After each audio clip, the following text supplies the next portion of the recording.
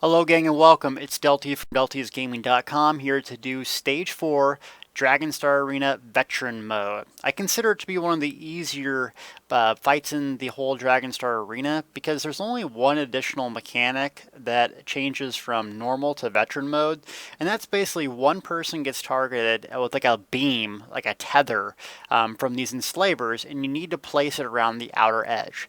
I have this little overlay, this map that shows kind of northwest, east, south, the directions you can go, in a big circle that we like to basically position all of these little circles on the outside because you can't really kill them. You can, but there's just a waste. They do go away, the enslaver shadows, which you're going to see in a little bit.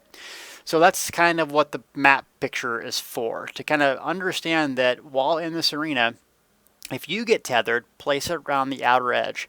If you do that and center yourself between the tank and or the healer so you're still getting heals, this shouldn't be too hard.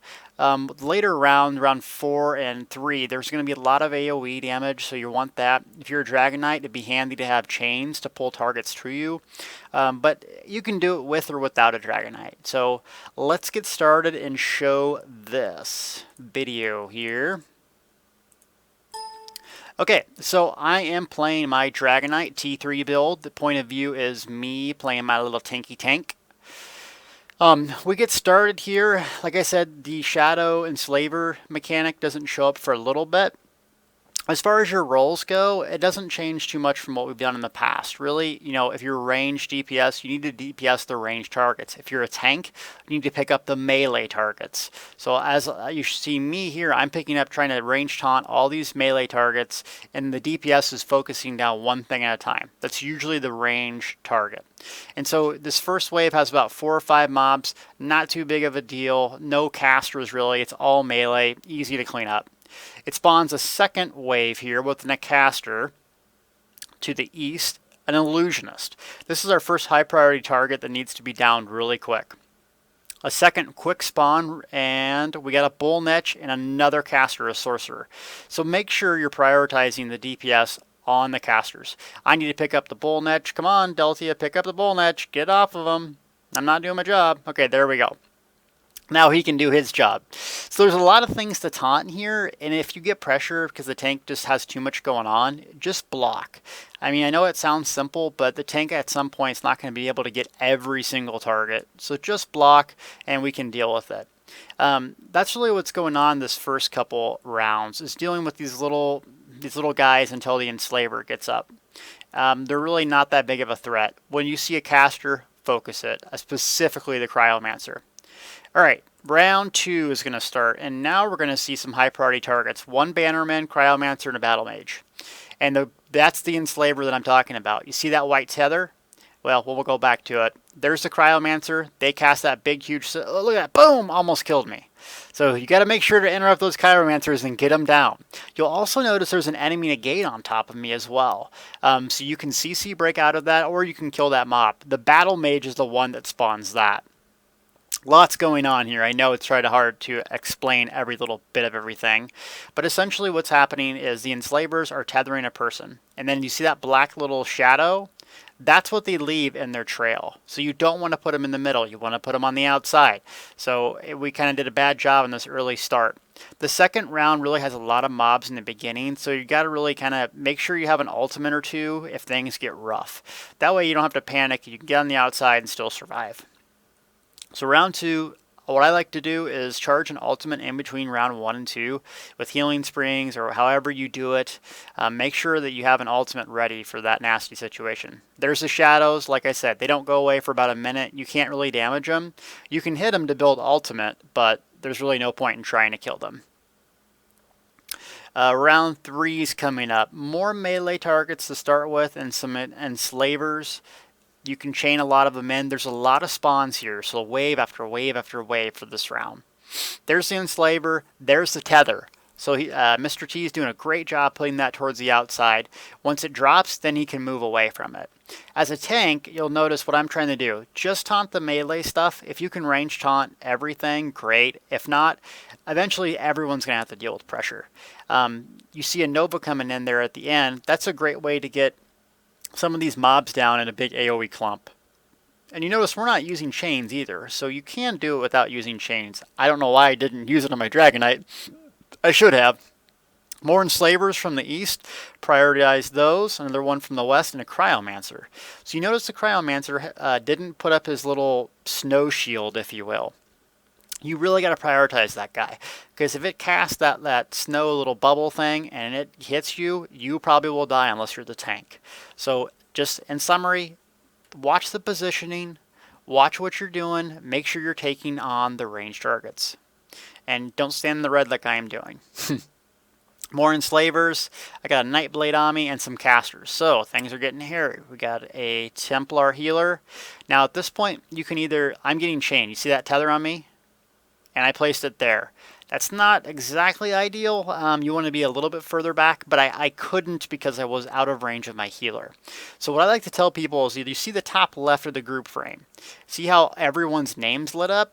That's where you want to be in position wise, because if you're in that range, that means the healer can pretty much heal you with a breath of life. As soon as you get out of that range and it becomes dark, that's when you are in a bad position. The healer won't be able to heal you. So I get tethered, I'm in the middle, being a nubcake, not doing what I'm supposed to do, go to the outside, and I dropped it right in the middle. That's probably the absolute worst place to drop it. So I'm glad I showed you guys that. That's what not to do. What to do is place it right where I'm at now. But it gets tricky, it gets hairy, and if you don't get it the first time, don't give up. It's hard to get this stuff done. So, if you die, don't freak out about it. We have a couple deaths, I think, here. And it's just part of learning this fight. There's a lot of waves, a lot of mobs. And then, we get to the final round here, which is the boss round. The boss is essentially a Dragonknight. What they do is cast a lot of the Earth and Heart abilities, because the boss's name, Earth and Heart Knight, has a lot of HP. What you do is basically disregard the enslavers in this round. Normally, they're high priority, but this round specifically, you generally just disregard them, and then you go on the boss, because the enslavers just keep on respawning. So you get the boss down here to about 80%, and then the boss spawns in a series of adds. So once you hit that 80% health mark, get off the boss, go on those adds immediately, get them cleaned up, go back on the boss. So most of these fights in Dragonstar Arena are an 80-40 split, meaning at 80% health they spawn adds, 40% health they spawn adds. So that's what you need to focus on. We hit that 80 mark. We got some cryomancers east, looks like. So they nuke them down. Really good DPS here, really strong. We drop an ulti just to be careful. AoE down. Boom. So that was the first wave. So now we're going to get back, push that boss down. You can see that they're doing Cinder Storms. That's an Earth and Heart skill line. Now she's casting Fossilize right there. Boom. I didn't interrupt. That was my bad. And we got a DPS stunned. So as the tank, it's a hard job here. You have a lot of stuff you need to dodge, roll, taunt, block, and reflect. But do your best. When in doubt, interrupts are good. Interrupts, range interrupts with Crushing Shock from the DPS's perspective, or if you can get in there and bash. But don't stand in red circles to get a bash. You just have to get out of it. Like I do there, that's a Cinder Storm casting Fossilize. I didn't get close enough to get it done. Now you can block the Fossilize, so if you see her hand back like this, about ready to charge it up, start blocking. That's if you're a DPS even. Got her down. Looks like she's getting near the 40% mark. I'm tethered. Now look at the group frames. You see Mr. T, he has a darkened name. That means I'm not close enough to him. Boom, now everyone's bright lit up. That means we're all close enough. So you see we're doing a good job moving together as a group. Now we got a bunch of different targets. Here's where it gets hairy. You got a lot of mobs. You got the boss beating on the tank. You got tethers going out. This would be an ideal time to drop your ultimates. Maybe some damage mitigating ultimates to deal with all the pressure, because there is a lot. It's a tough fight, so don't get discouraged. At around 20% or so, she does magma armor like that. And so we put a big red circle on the ground. It's bad. I lose aggro, and guess what? Someone dies. So a lot going on. As a tank, you really just got to focus on the boss in this round specifically. Just one lapse in concentration like me. I almost died. I forgot what I was doing. Didn't look at my timers. Someone died because of it. So it's going to happen. And if you're a DPS or a healer, give the tank a break. If they lose aggro like I did, just say something, because sometimes it's hard. And stay out of those red cleaves too. You saw Mr. T gets killed there trying to come in and do some melee DPS in the boss. But really, if you stay out of those, Get aggro when you need to. This fight isn't that hard. Like I said, we didn't do it very well, but I think it was an off day when I made this video. So hopefully you can do it better than me. But we're doing a good job moving together. That's an undervalued thing in PvE, is really moving together as a group unit. Especially in PvP land, you do it a lot. But right now, it's just an undervalued skill. You'll notice she's casting Cinder Storms, Fragmented Shield, looks like another Magma Armor. Get away from that red circles. Red circles are bad. Around 15-20% she'll drop that Magma Armor, which will pretty much instant kill anyone who's not a Dragon Knight tank, or a Templar tank. I shouldn't say Dragon Knight, right there. So I like to just dodge roll, get the hell out, sprint. If you're a DPS, watch their health markers. You want to make sure that you're not in that red circle when the Magma Armor comes off. And that's it. So we just left the Enslavers alone on that round. Got her nuked down. Done. See ya. Dragon Knight execute. Go. Oh, wait. We don't have one yet. So that's the round. Not too bad. Took us about 10 minutes. A little sloppy. I could have improved a couple different things, taunting and otherwise. I'm going to put the map picture back up. Make sure you're around the outer edges. Don't do what I did and place one right in the middle of the thing. And it's going to take practice. The fifth round gets really challenging. Some of the later rounds are really challenging. This one's pretty easy. Third really hard, fifth really hard, fourth, not so much. So the boss mechanic just changes. Put the tethers on the end. Focus the enslavers and the casters if you're a DPS, then the melee. If you're the tank, get the melee targets. If you're a healer, watch positioning. Command your team. If someone's off on their own, tell them, hey, you need to get back here or you're not getting healed. And then position yourself between the tank and you.